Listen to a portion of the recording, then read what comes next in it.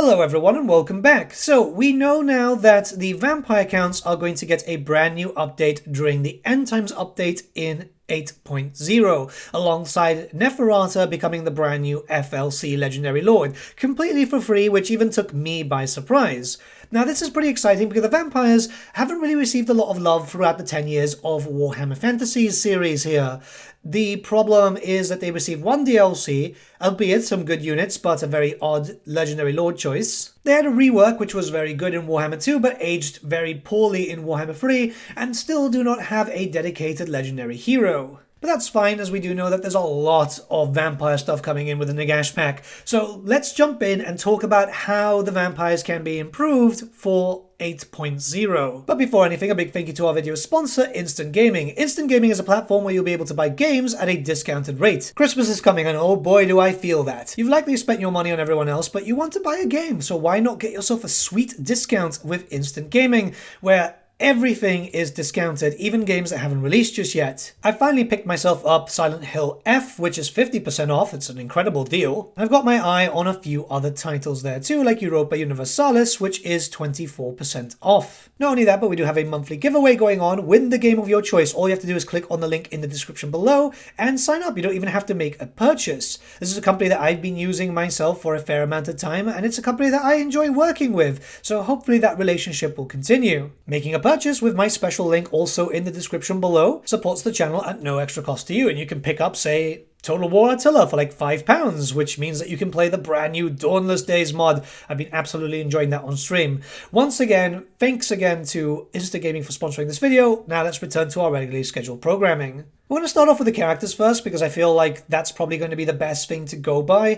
Vlad and Isabella are a package deal, so I imagine that if one of them gets a brand new mechanic, the other one will too if you decide to play as the other, as it's a very weird system where one becomes a legendary hero and one is the legendary lord. That being said, there is one mechanic that everyone's been crying out for, and that's the Electric Out mechanic of Karl Franz. Vlad and Isabella's story, not counting the End Times nonsense, was focused around taking over the Empire. They wanted their own empire for themselves.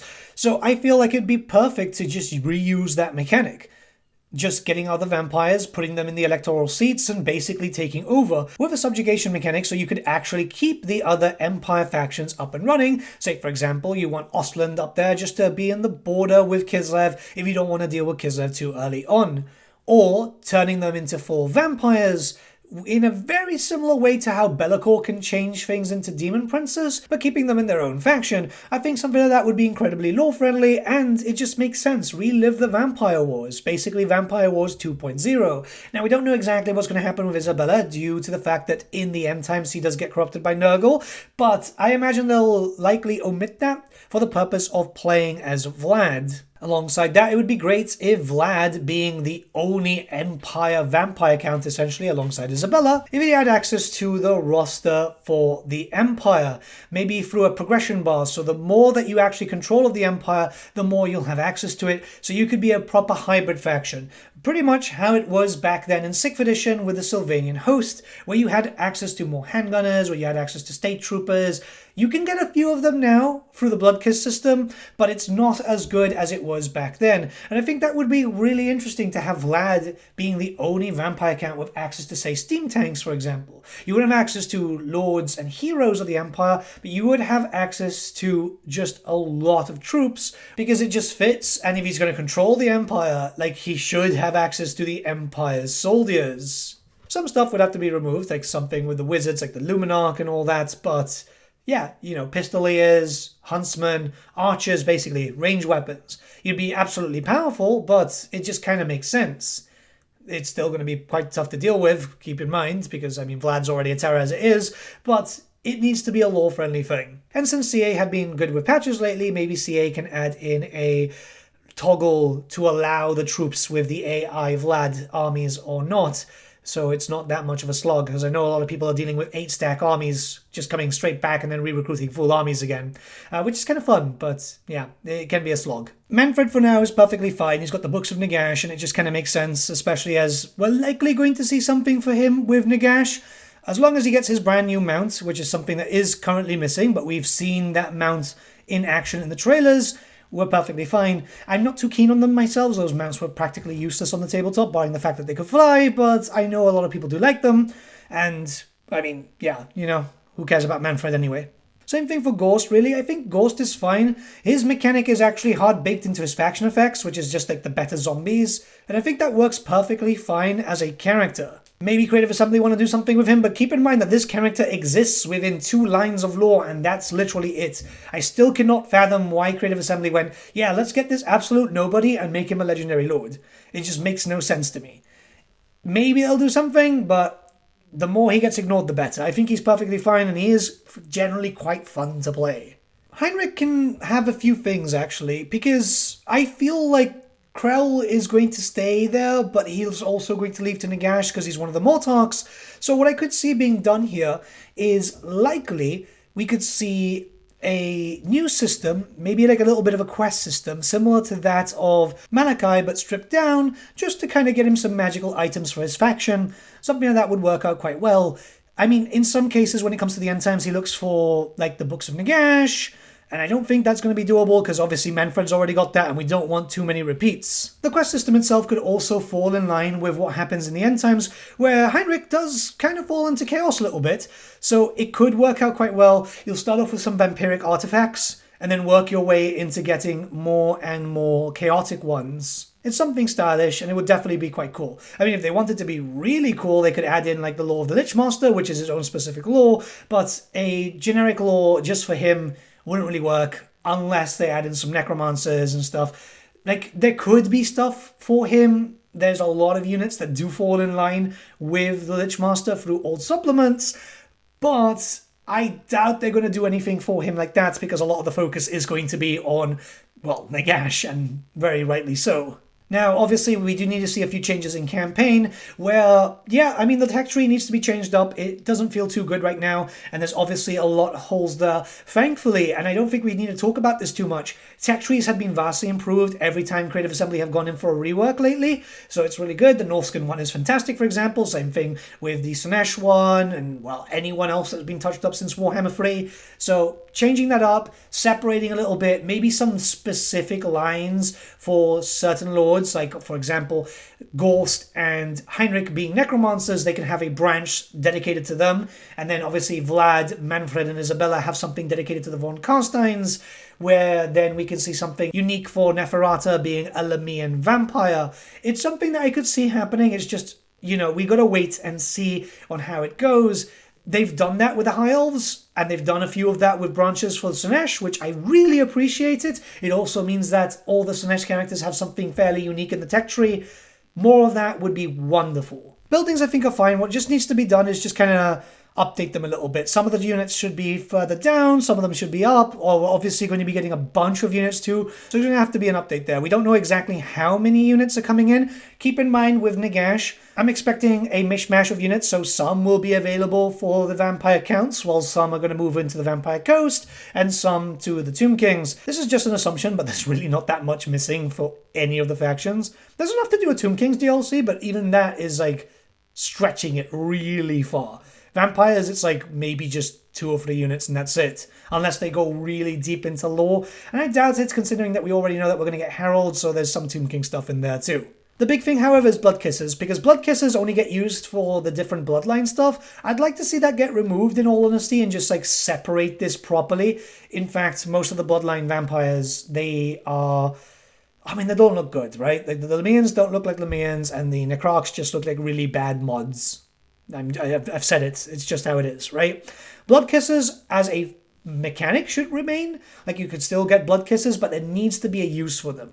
Whereas you should be able to use them for, like, maybe faction effects, maybe lord effects, something on a temporary basis. Kind of similar to the stances that you can get with Dekala. I think that would be very useful just to get some bonuses coming in. Because right now you use it on that and that's it. And it's kind of disappointing because you'll still keep wrapping them up. There is no uses for your Blood Kisses at all. And there's no reason to pick them up afterwards. So it feels like a dead currency. And it just feels very awkward. Actually, jumping back into buildings, I wouldn't mind using Blood Kisses to get some buildings earlier. Very similar to how the Norskins have been able to use spoils. I think that could kind of work. It's kind of like incentivizing the workers to make it a little bit better, right? It would be useful considering that a lot of your really good stuff is near the end, but getting some tier 4 buildings at tier 3 or some tier 5s at tier 4 and some extra bonuses could work out quite well though. I feel like Vampiric Corruption is going to be generally quite fine as it stands. So far, things are looking quite well, especially with how units can come back from the dead. Even your lords and heroes that die can instantly come back, which causes a lot of problems if you're fighting against Vlad, for example, but in most cases, it's not too much of a problem to deal with. But the spread of corruption needs to be a lot more noticeable. Right now, when it comes to attacking different locations, yeah, it doesn't feel like there's much going on. Like, you don't really notice the corruption creeping in, so your units are usually taking some form of attrition, which is kind of weird, because the vampires would be able to plan that out quite ahead. And for those wondering, yes, I have fixed a mic issue that was caused for the beginning of the video. I do apologize. It's moving pains, right? Now, everything should be working as normal, or at least I hope so. I just can't go back because I have to get this video out today and then sort out a bunch of stuff. Believe me, I am stressed out to the nines. The Bloodline vampires are a shame to lose. I think they could use them for something else, obviously reworking the Lamians so they look a little bit more Nehekaran, and the Necrarch to actually look more like the artwork that you see here, because, oh my god, this is really bad representation of what most of these guys look.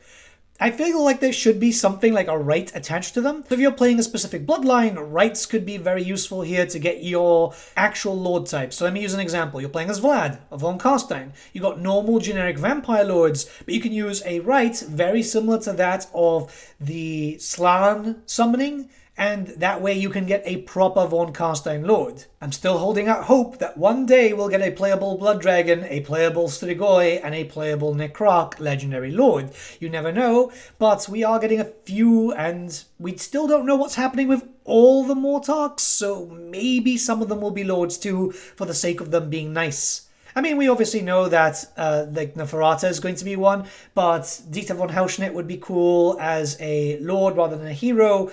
The Red Duke being a blood dragon, and still holding out hope for you, Shorin. Yeah, probably not a good idea, but hey, you know, it's either that or just give up hope. And to be fair, there is still a chance. Maybe in the future with smaller character packs, as we know that character packs are another thing now. Which, by the way, I called like ages ago, I'm just saying. But yeah, I mean, I'm excited for the character pack system. First one's going to be for Cafe, but right now, this could have potential to really flesh out the world. It goes without saying that skill lines need to be updated for lords and heroes. There's so much that needs to be done, like make the Strigoi less powerful spellcasters, because they currently just like act like normal spellcasters, but make them much more killier on the field. Removing most of the spells for the blood dragons, making them more aggressive on like combat.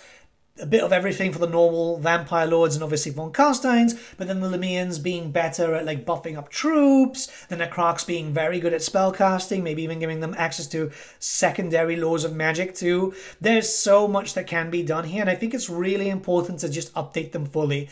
Thankfully, it's something that we've been seeing with every major patch that's been coming out, but the vampires right now just feel like everyone is exactly the same, which is pretty disappointing. I mean, you've got like stuff with specific mounts, like for example the Terrorgeist and all that, but yeah, it's a bit odd. Covens need to be introduced in the same system as the cult system. I know people are kind of fed up with that because a lot of factions have access to cults or undercities and all that type of stuff, but the vampires do need it for extra spread. Obviously, it has to be more maintained. You won't get that from proliferating cults, for example. Maybe with Neferata you would be able to, because it makes sense for her to have a lot more influence range. But it needs to be spread out to the point that you'll be able to plan your invasions, get a lot more vampiric corruption happening, or even spawning up random armies that enemies will need to deal with. Vampire covens can be found throughout the whole world, it's not just in the Empire. They usually build it up so they can kind of plan the fall within. Mostly seen with the Lamians, but we do know of other vampires which will kind of plan that out. There's a few vampires, for example, inside of Marienburg. We know that because a lot of lore books that have been released on Marienburg via Warhammer Fantasy Roleplay, or even just general talk in random army books. So being able to get that, I'd say in the style of normal cults, but Lamian vampires having more in the style of Tzeentch, where there's just a lot more, would probably help out and really flesh out the faction a bit more too. It's just a lore-friendly thing, and I think it's kind of important.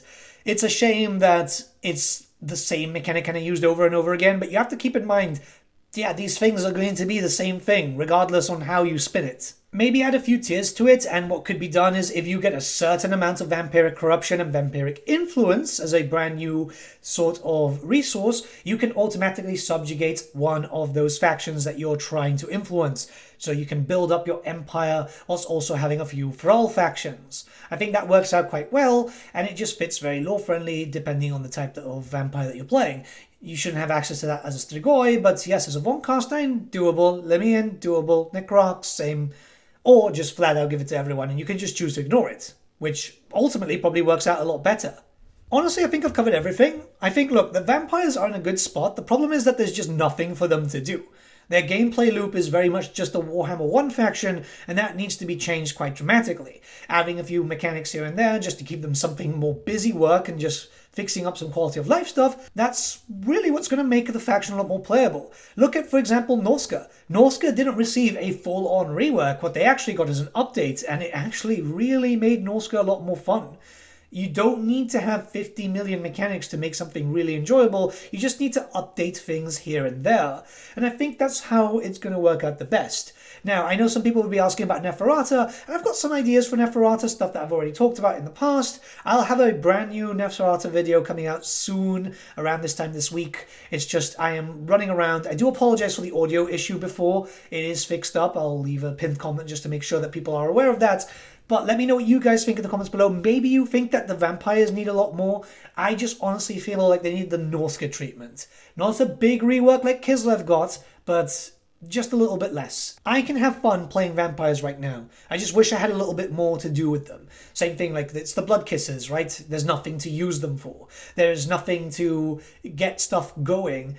That's what you need just to have a fun campaign that is thematic, but it's mechanics that you can easily ignore if you want to, which I feel like is very important. You can ignore the spoils mechanic if you want to. You don't have to pillage a city because you can naturally just generate the spoils, and that means that that mechanic is ignored. Same thing with the monster hunts, you can easily ignore them. Stuff like that really does tie in the faction, giving you the element of choice. But let me know what you guys think in the comments below. Let's start a bit of a discussion. I do apologize once again. I am trying to get my system back up and running. There's a lot going on, and as you can imagine, moving to a different country is just, it's just a pain. But yeah, I'll see you all again very, very soon, guys. Have a good day.